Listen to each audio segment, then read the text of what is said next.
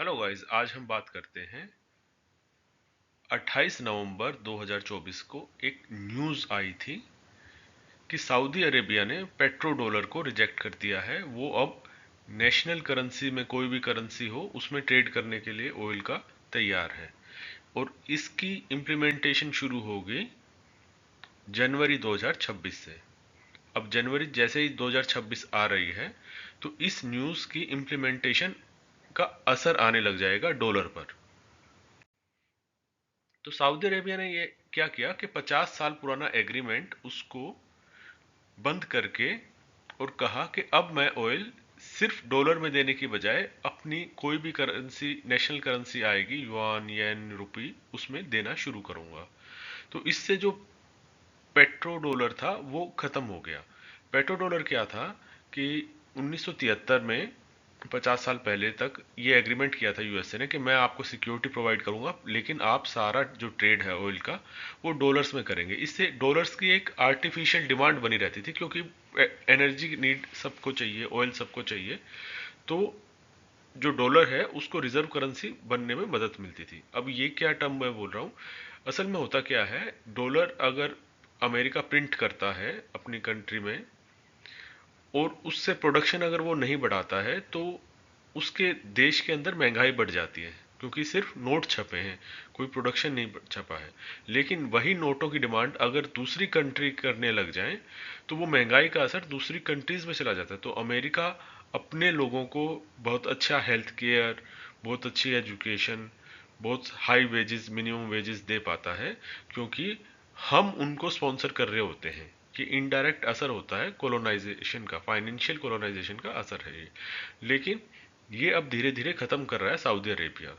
अगर Saudi Arabia जनवरी 2026 से ये इम्प्लीमेंट कर देता है तो इसको देखते देखते इसकी लाइन में और देश भी करने लग जाए। और जैसे ही ये सब होगा, इससे होगा पेट्रो डॉलर का एंड, यानी डॉलर की डिमांड ही कम हो जाएगी इंटरनेशनल मार्केट में, और इससे वो सारा डॉलर घूम के जाएगा अमेरिका में और अमेरिका में महंगाई बढ़ा देगा। इस न्यूज़ के आते ही 28 नवंबर की न्यूज़ के आते ही 2024 के आते ही 48 आवर्स में अमेरिका के 3 बड़े बैंकर्स ने जो डॉलर की कंसंट्रेशन है वो 85% से घटा के 70% कर दी 48 घंटे के अंदर।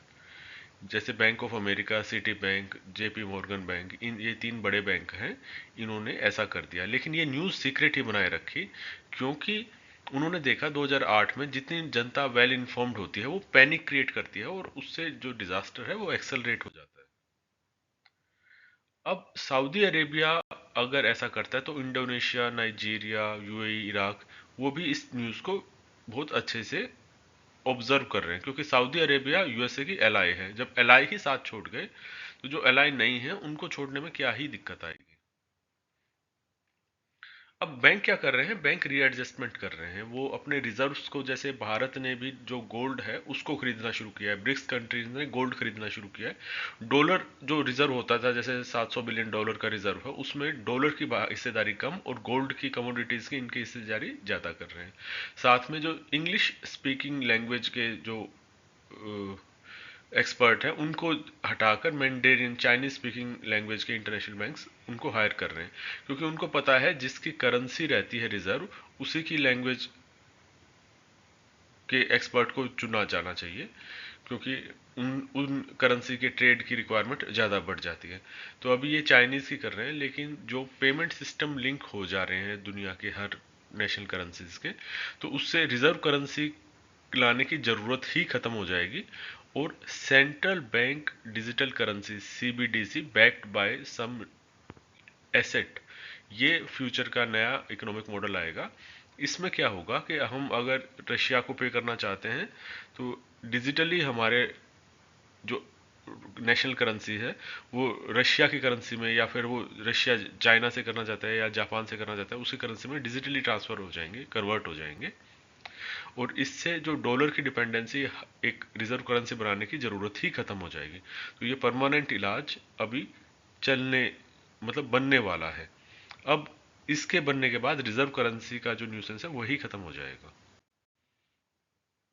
अब जैसे मार्केट में कोलैप्स ना हो, बैंक फेलियर पैनिक के कारण भी हो जाता है, तो इसके कारण से हमने देखा कि मीडिया ने इस न्यूज़ को थोड़ा सा सीक्रेट ही रखा, इस पर ज़्यादा एम्फेसिस नहीं दिया जितना दिया जा सकता था।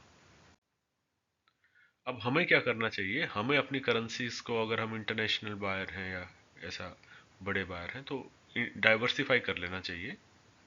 और इससे जो स्किल डेवलप भी जो इकोनॉमी है उस पर भी असर पड़ेगा, क्योंकि जो जितनी भी ये फिएट करेंसी वाली सिटीज़ हैं, जैसे टीयर 1 सिटीज़ भारत में, और सर्विस सेक्टर है, और जो डेस्क जॉब है, एसी कमरे में बैठ के आपको डेस्क पे ही मतलब अपनी सर्विसेज देनी होती हैं, तो उनकी पेमेंट के इशू आने शुरू हो जाएंगे, और इसके कारण से आपको रियल स्किल बनाने की ज़रूरत पड़ेगी।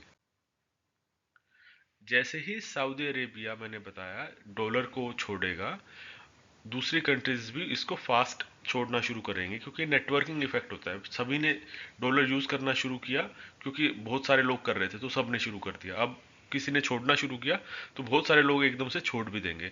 अब इंडोनेशिया ने भी अनाउंस कर दिया है कि वो डॉलर छोड़ देगा, नाइजीरिया ने भी कर दिया है, यूएई, कुवैत, इराक, ये सब प्रिपेयर कर रहे हैं। अगर ये सऊदी अरेबिया जनवरी में जो इम्प्लीमेंटेशन करने जा रहा है, ये विदाउट पनिशमेंट गया, तो बाकी सब भी इसको अडॉप्ट करेंगे। That's all for the today guys, hope you like it, please like, share and subscribe my channel.